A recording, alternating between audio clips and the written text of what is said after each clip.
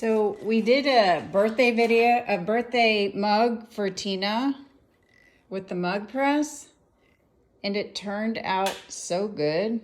Amazing. We are gonna make another one and show you how we did it and what kind of paper we used.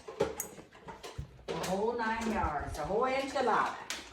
This is what a mug press looks like. It's actually heating up right now. And of course we used our design space, and you click infusible ink transfer.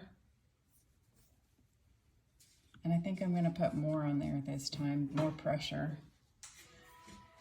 I've already put the paper. You mirror your image, but you put your paper color side up.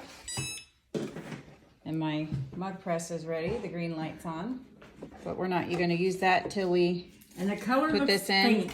Hey, we're gonna push this button right here. You're gonna watch me do something with my fingers so I can do the video at the same time. There we go. It looks faint, but actually it looks pretty. It looks, to me, it looks kind of dull. It's just dull. And then. But once you it put goes, once yeah, it goes on. Beautiful. Hey Tina, hold up your. Oh, maybe we shouldn't do that yet. No, Okay. not yet. Okay, that goes on something. And we're gonna let this cut, and we will be back in a minute. Okay, well, we put our mug in the mug press, and it is now cooking.